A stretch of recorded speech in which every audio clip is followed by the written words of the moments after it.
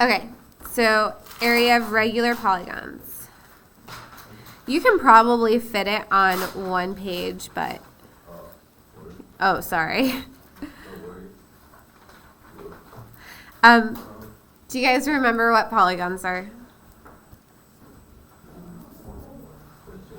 Shapes, yeah. That's a good guess. So I'm going to draw a pentagon. Pentagons have how many sides? 5. Regular means that they are all the same. So if you want a pentagon for reference, you can look at the classwork, the first one. So mine is not regular, but it's supposed to be regular, meaning all my sides and all my angles are equal. So that's what regular means. All sides and angles. There's a better word than equal. Are congruent. Thank you. I'm using this symbol. Nice. Yeah, so smart. Oh, congruent. I'm so sorry. Yeah, not parallel. Congruent. Congruent. So when we talk about regular polygons, we're going to think of it in chunks. If I'm drawing like the center of my polygon, how many total degrees would I have in that rotation if I went around it? Do you know what I'm talking about? You would have how many degrees? Not 4 degrees. 360. So we're going to divide this 360 degrees up and according to its sides. So how many times would I divide it up? 5. So I'm going to take one section, and can I easily find one area of that section? Maybe not easily, but could I figure it out? Could I figure out the area of this section right here? What is it? 1/5 of 360. No, what is this?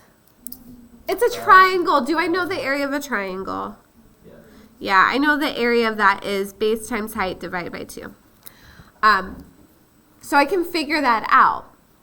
The base represents what part of this figure? One side. So we're going to find out the side. And then the height, that has a special name. Okay, so this is your base. Yeah, it has a special name. So the height, I'm going to call it, it's A-P-O-T-H-E-M.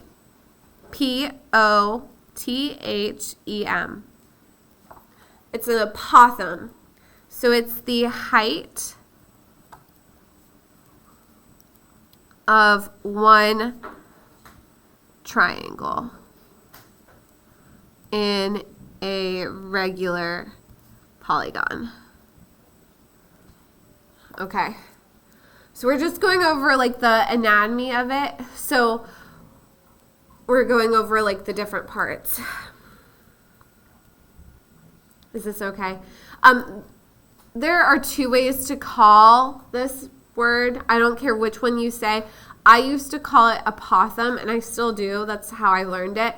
Another math teacher, when I first was teaching, he always called it the apothem. And I'm like, that sounds like apple thumb. And I like to say apothem like a possum, but with a lisp. That's how I like to say it. Yeah, apothem. Possums are so creepy, though. They really are. Let's go ahead and do an example. I want to know, what is the area? If you already filled up the space, just write it below. It's totally fine. So what is the area of a regular pentagon given its perimeter is 60 inches? I'll give you guys a time to write that down.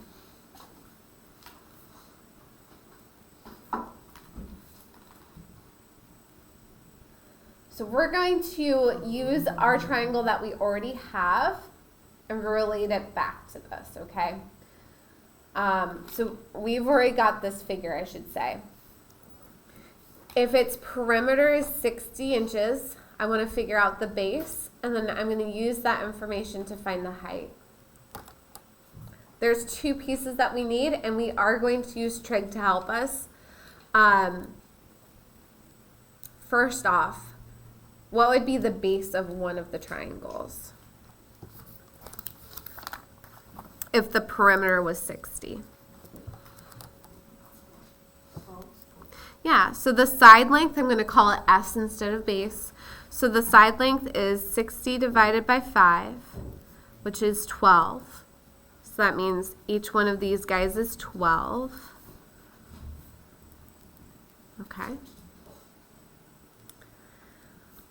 Because I need trig to help me to find the height, I'm going to figure out what this whole angle is. So remember what we were saying about there's total degrees? How many total degrees would be shared amongst all 5 of these triangles? 360. So I'm going to find n for the central angle. So like this guy is called n. This is our central angle. Is 360 divided by how many sides there are again? 5. That would be, what is it? I heard 2.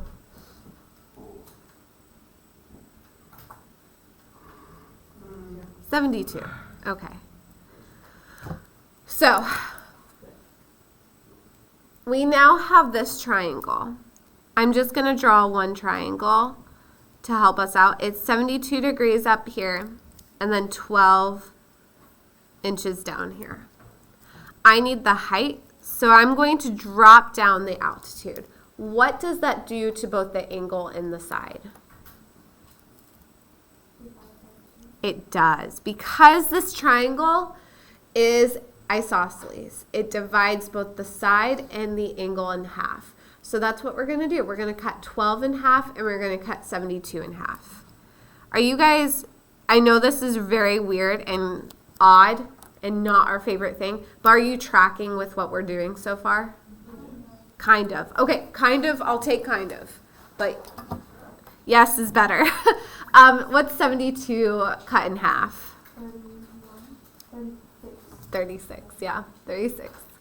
And then I called this, instead of the height, I called it the apothem. We're going to now label it as A for apothem. It's also the adjacent to the angle, so it works out both ways. Notice that we do not have our hypotenuse, so we're not going to use sine again. So that means we're either using cosine or tangent. Looking at 36, I have 6 and I have A. A is the adjacent. What is 6 in respect to 36? The opposite. Which one uses O and A? Yeah.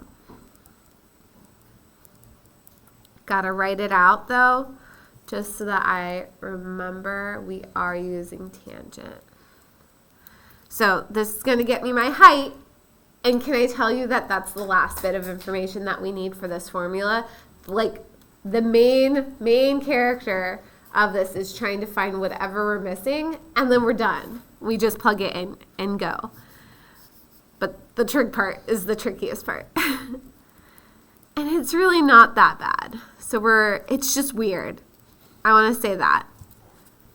It's just weird. It's not what we normally think of. This, right? Or do you think it's fine? It's okay, yeah. What is that? A is the apothem. So A is from the center of your figure straight down. You said that's also the altitude or not? It is the altitude, yeah, because it's the height. Height has the same meaning. Yeah. Why do we divide by 2? We divide by 2 from here to here. Yeah. We divide by 2 because we are making it into a right triangle. Yeah. You have to do that like every time? Yes. Because A is in the denominator, remember that when you multiply it up, you're going to have to divide by tangent. So this is the last bit. We're going to actually plug this into our calculator. Oops, I forgot my N. Okay, plug it into your calculator. You guys are doing awesome. Why did you swap those? Oh, so whenever your variable, that's a good question, why did I swap it? Whenever the variable is in the denominator, you multiply it up and then divide by tangent. So we just learned when we did this the first time that you can just swap the order. I just forgot my N, and so it looks kind of messy. Round to as many decimal places as you can, because we don't want our number to be rounded when we plug it in. What do you get when you do? I got 8.252. It does round up 26. I'm going to keep this number, though, in my calculator, okay? So that's what I got, 8.26. And now I plug into my formula. So my area is the base, which was 12. It was my side length, times the apothem, which is the height of my triangle, 8.26. Divide it by 2, and then how many triangles did I have? 5, right? I had 5 triangles, so I'm going to multiply this by 5.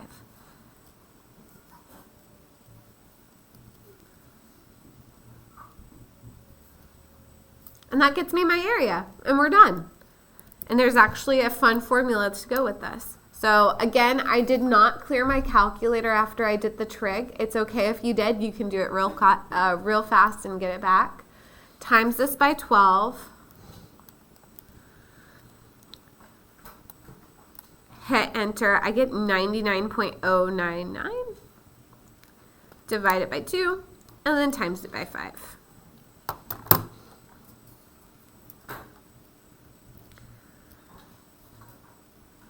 I want to round it to the 10th.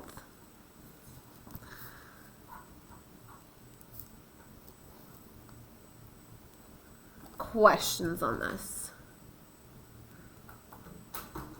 What does the N stand for? N stands for this end right here, Yeah. central angle. So it's whatever this angle right here is. I'm going to write that down. Yeah, Anita? Are you multiplying by 5 to get like how many sides to that? That's 100%. Can I ask a follow-up question? Yeah. The side length times the number of sides, what does that get you? 2.5. No, side length, 12, times the number of sides. What does that get you? The perimeter. Here's the formula. Area equals the perimeter times the apothem divided by 2. Perimeter is 12 times 5. Apothem was 8.26 divided by 2. That's it.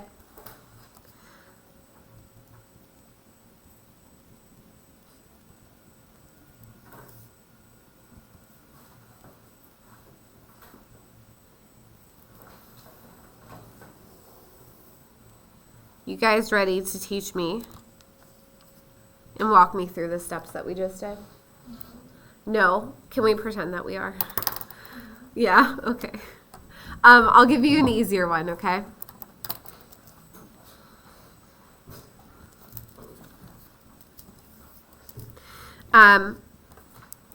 Let's say the perimeter of regular, I'm going to abbreviate this because we know the deal. Perimeter of a regular hexagon. I think hexagons are easier to draw, TBH.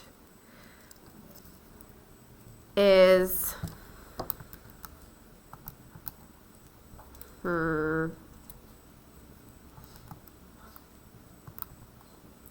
48 centimeters. What is its area?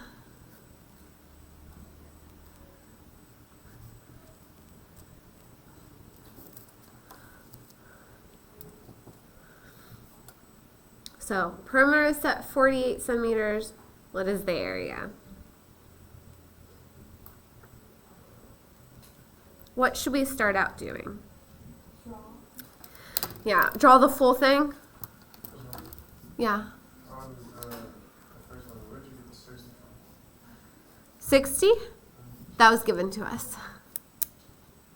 60 was the given information. Just like for this one, we are given 48.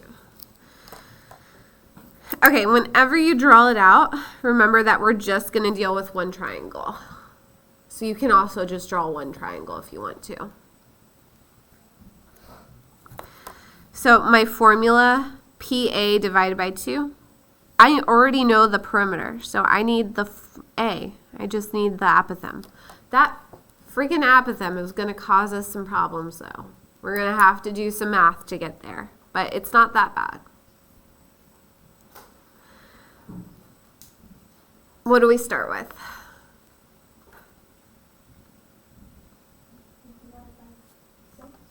Divide 48 by 6. I like it. 48 by 6. And we have to divide something else by 6.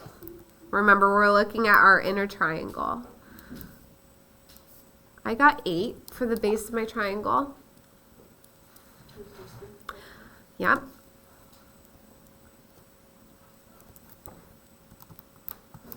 Yeah, that's 60. I don't know why I needed to divide it. I feel kind of silly, but that's okay. And then that's, what do we do to that triangle? Where'd you get the 6 from? So 6 is the number of sides. Yeah. Good question. 6.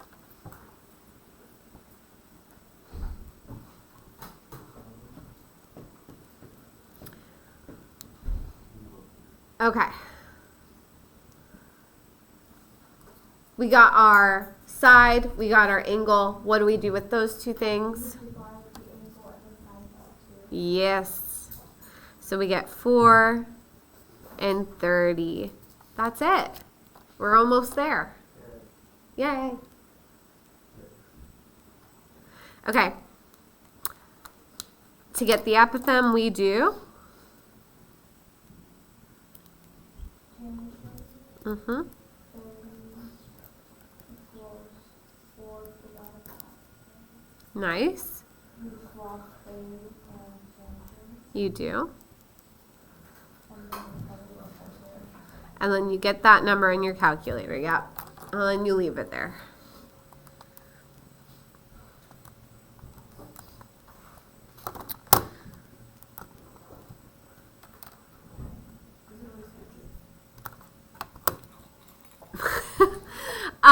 Yes, dot, dot, dot.